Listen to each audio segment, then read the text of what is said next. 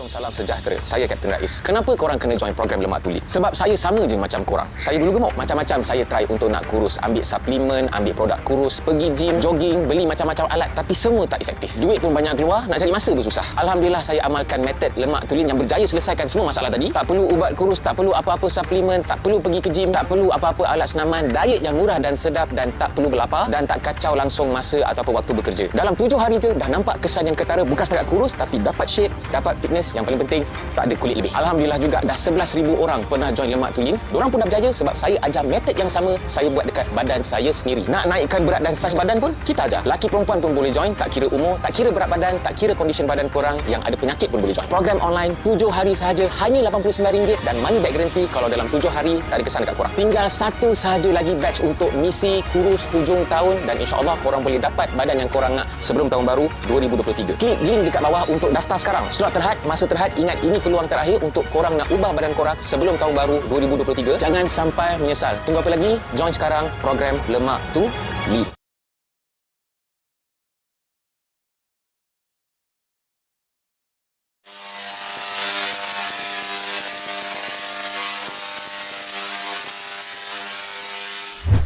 Assalamualaikum, salam sejahtera. Apa hal korang? Selamat kembali ke dalam channel YouTube Rais Hamid Aris TV dan masih lagi bersama dengan YouTuber kegemaran rakyat Malaysia, Indonesia, Brunei, Singapura, Rais Hamid.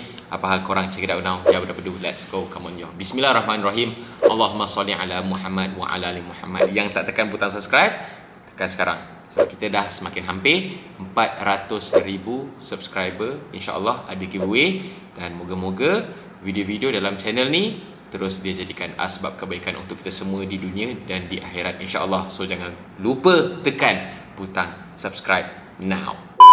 Baru 2 hari tu lepas Perdana Menteri kita yang baru, yang ke-10, iaitu Datuk Seri Anwar Ibrahim dilantik menjadi Perdana Menteri oleh Yang di-Pertuan Agong, geng Dongzong terus menuntut semula supaya UEC ataupun sijil UEC ni diiktiraf di dalam sistem pendidikan dekat Malaysia. Mungkin anak-anak muda tak berapa nak tahu, tak berapa nak clear sangat berkenaan dengan Dongzong lah, berkenaan dengan UEC lah. Dan kalau korang nak tahu, aku cerita sikit secara ringkas. Korang boleh Google sendiri. Mula-mula, apa itu Dongzong? Dongzong ni adalah gabungan persekutuan pertubuhan lembaga sekolah-sekolah Cina di Malaysia yang merupakan sebuah persatuan yang menguruskan sekolah tinggi persendirian Cina dekat dalam Malaysia. Sebab kita tahu dekat Malaysia ni sekolah jenis kebangsaan Cina yang diiktiraf hanyalah di sekolah rendah. Jadi dekat sekolah menengah tak ada sekolah aliran Cina. Jadi diorang punya sekolah private dan Dongzong ni lah yang menyelia dan sebagainya lah. Apa benda tu pula UEC? UEC ni adalah Unified Examination Certificate atau singkatnya sijil UEC, iaitu sijil peperiksaan bersama, iaitu sijil lepasan sekolah menengah Cina. Maknanya lepas dorang habis sekolah menengah dorang akan dapat sijil UEC. Kalau macam kita kat sekolah kerajaan yang ikut sistem pendidikan Malaysia sedia ada ni, SPM lah. UEC ni dia punya sukatan mata pelajaran dia ataupun silibus dia adalah berasal sepenuhnya dari Taiwan dan dikelolakan oleh Dongzong sendiri. Jadi macam mana tiba-tiba Dongzong ni boleh menuntut balik supaya UEC ni diiktiraf? Ini secara teorinya lah aku percaya, sebab masa PRU pada 2018 ada salah satu parti politik yang bertanding, di antara diorang punya manifesto adalah berjanji untuk mengiktiraf UEC sebagai syarat am untuk kelayakan memasuki universiti awam dekat Malaysia. Tiba-tiba yang PRU baru ni tak ada satu pun yang bubuh pasal manifesto yang berkenaan dengan UEC ni. Tiba-tiba menang je, diorang tuntut balik lah. Sebab apa? Aku rasa korang boleh faham sendiri kot. Aku sendiri secara peribadi aku dah muak dah. Aku dah 2-3 video aku dah buat dah pasal UEC ni. Kenapa UEC ni tak bagus, apa risiko dia sekiranya UEC ni diiktiraf dekat Malaysia dan sebagainya. UEC ni sebenarnya dia tak ada kena dengan kaum pun, sebab bukan semua orang Cina pun yang suka pasal UEC ni. Sebab kita tengok dekat sekolah menengah kerajaan sedia ada, banyak je yang Chinese. Macam kawan-kawan aku sendiri masa sekolah pun ramai je Chinese dan sebagainya kan. Tapi ini dia antara geng-geng segelintir lah, geng-geng dorang ni yang orang kata masih taksub dengan dorang punya bahasa, dengan dorang punya asal usul dan sebagainya lah. Aku tak boleh nak bagi tahu sebab aku ni, kalau aku cakap, kalau aku berhujah, nanti orang cakap aku ni racist dan sebagainya sebab aku orang Melayu. So aku nak kita semua, kita yang aku dengan kau yang tengah tengok video ni, sama-sama kita dengar orang Cina, seorang profesor, iaitu Profesor Datuk Dr. Teo Kok Siong. Ini bagi aku, inilah contoh orang Malaysia yang paling Malaysia sekali dan pernah juga mendapat julukan lagi Melayu daripada orang Melayu sendiri. Jadi dia pernah berhujah, dia pernah bagi tahu kenapa beliau sebagai orang Cina menolak sijil UEC ni daripada diiktiraf. So jom sama-sama kita dengar, buka telinga, pasang telinga rakyat Malaysia. Jom. Dan bantahan saya lihat daripada sudut yang berbeza. Saya bersetuju kalau UEC diiktiraf, ia akan menjejaskan perpaduan. Saya boleh terima. Setuju. UEC kalau diterima akan menjadikan sistem pendidikan kita huru-hara, ada dua sistem. Saya boleh terima. Kalau UEC diterima, ini akan mengetepikan bahasa Melayu. Saya boleh terima. Tapi hujah saya, UEC tak boleh diterima. Kalau UEC diterima, kerajaan yang mengiktiraf UEC itu berlaku zalim kepada rakyat. Maksud saya begini. Mereka yang ambil UEC ni, setiap tahun anggarannya 10,000 saja. Sikit. 10,000 ni dia calon Cina dan adalah Melayu, India sikit-sikit yang ambil UEC. Maksudnya mereka ini mula-mula mereka bersekolah di sekolah jenis kebahasaan Cina 6 tahun, darjah 1 sampai darjah 6. Itu yang dibenarkan oleh kerajaan. Apabila mereka habis darjah 6 di sekolah rendah jenis kebangsaan, mereka sepatutnya pergi ke sekolah menengah kerajaan. Sama ada yang menawarkan bahasa Mandarin ataupun yang menawarkan sastra Cina ataupun ke sekolah menengah yang kerajaan biasa, ajar bahasa Mandarin ada. Yang itu. Jadi mereka ini, pelajar UEC ni, ibu bapa mereka tak nak belajar di sekolah kerajaan kerana bahasa pengantarnya ialah bahasa Melayu. Mereka tak nak. Jadi mereka ini boleh dikatakan taksub lah dengan bahasa Cina ini. Betul, mereka nak belajar dalam bahasa Cina untuk pendidikan menengah. Jadi mereka ke sekolah persendirian Cina.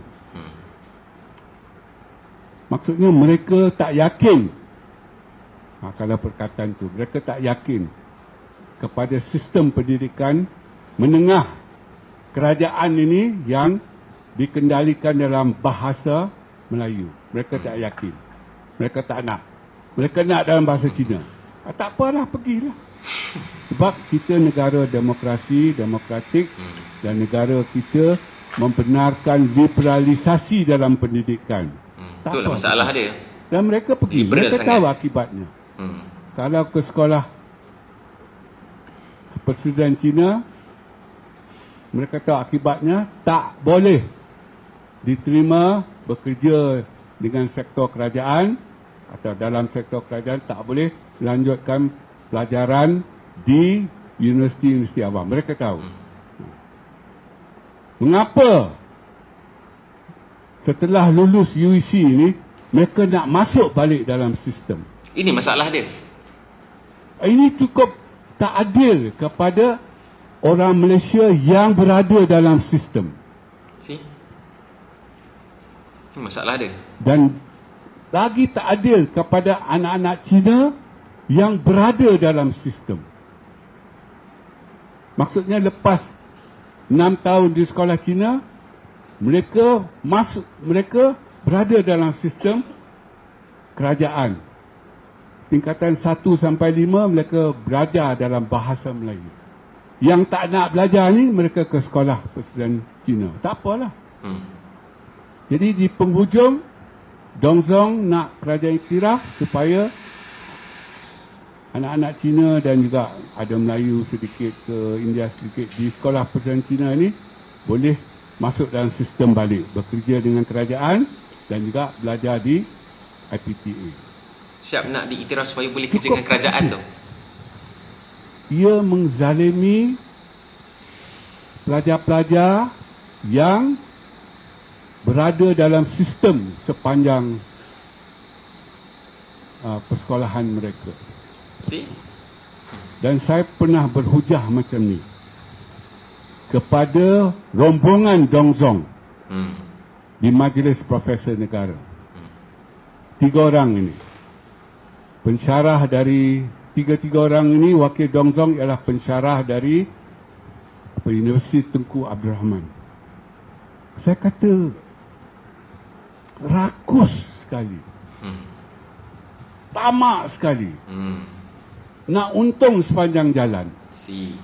Jadi ini tak adil kepada anak-anak Cina. Betul. Sebab kalau